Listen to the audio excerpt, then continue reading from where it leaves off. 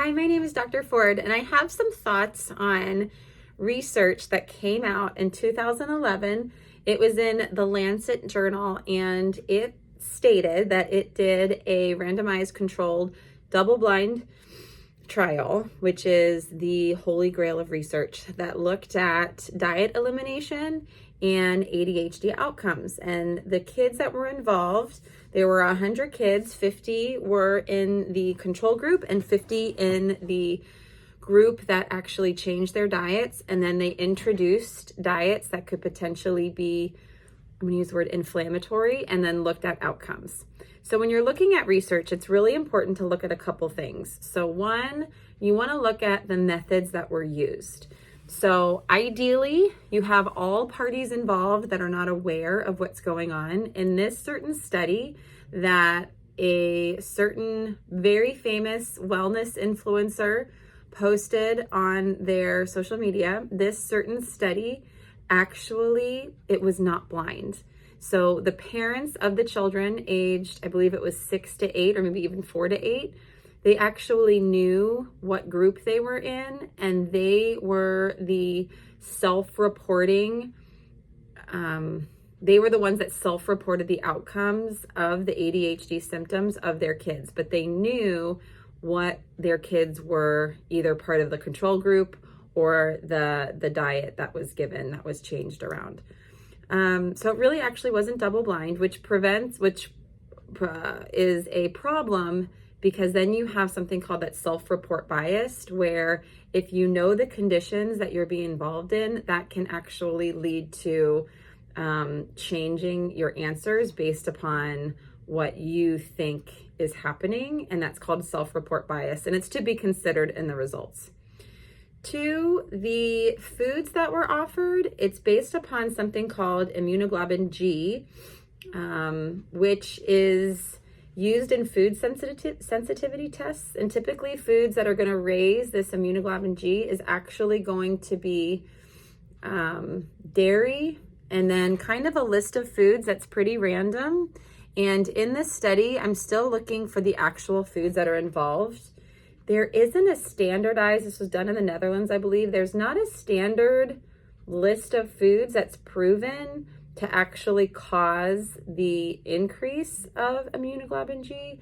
Now, in the holistic world, they do a lot of these tests saying that if your immune system reacts to certain foods, then you're sensitive to it and you should try to avoid it. It's very, very hard from a public health standpoint, or if you're working with kids, to assume that they can follow this really restrictive diet for long term, because you're going to have, when kids are growing from 4 to 8 to 18 to 25, you need a higher amount of nutrients to help with bone, to help with muscle, to help with tissues, even to help the frontal cortex of the brain. You need a lot of different nutrients.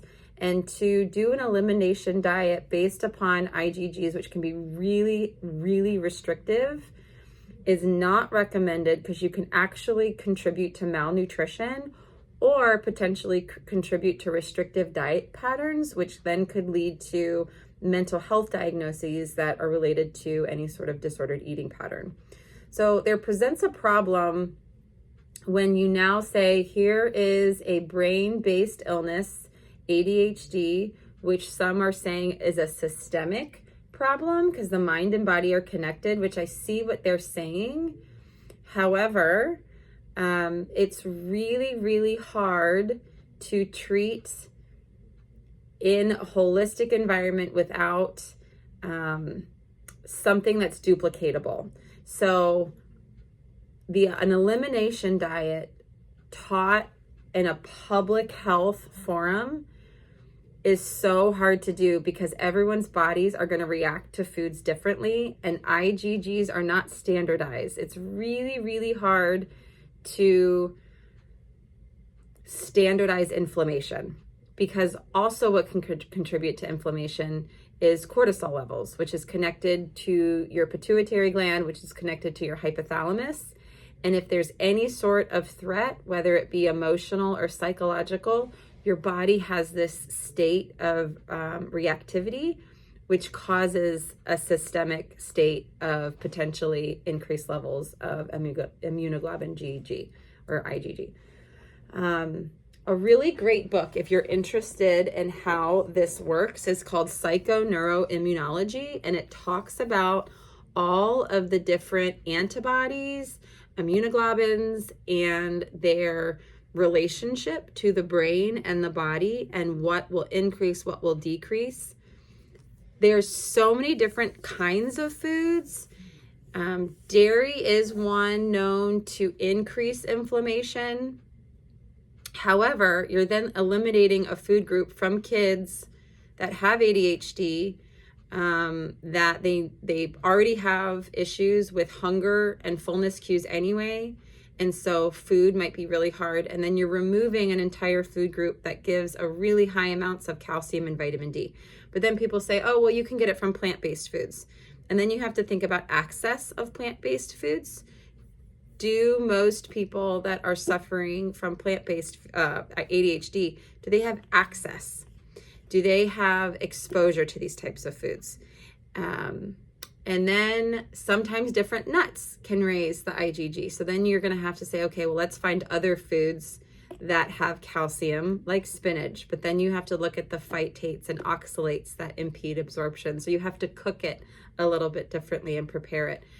So it's not a one size fits all. So to say that every ADHD kid needs to do an elimination diet that is rice and beef and chicken and pears and water, you're going to complicate the child's life more than probably enhance it. I've worked with ADHD programs. I've worked with families. The Feingold diet from Kaiser has been the most scientifically evidence-based diet that has seen actual evidence-based outcomes. Elimination diets based upon IgGs, I would say proceed with caution and stay skeptical, because it's hard for families to take on information that feels overwhelming, and then the kid feels snowed, and then you're increasing their inflammation markers anyway. The study that was being promoted on the Instagram it's in the Lancet study, it was published in 2011, is really inconsistent findings, probably not that valid. And the data collection and the methods were inconsistent with their stated findings. And I would challenge you to look at that research article. You can it's harder to find the PDFs, it's hard to find the methods.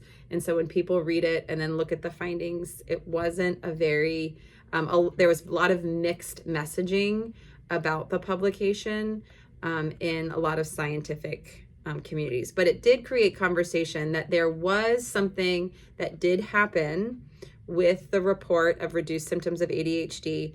One scientist said, well, the one thing that was really, really helpful for the kids that suffer with ADHD is there was structure and there was clear objectives with their life in this diet, and ADHD patterns do really well with structure, and they do really well when they know what's coming. And so that attention to their health helped their ADHD potentially more than the foods. And so it's an interesting conversation. Just be very careful with marketing that uses language for emotion versus language that communicates objective scientific findings. I hope this was helpful. If you have a kiddo struggling with ADHD, food can make a difference. Just be careful how you deliver that information and how you support the kid in a very loving, non-shame-based way. Okay, I hope this helps.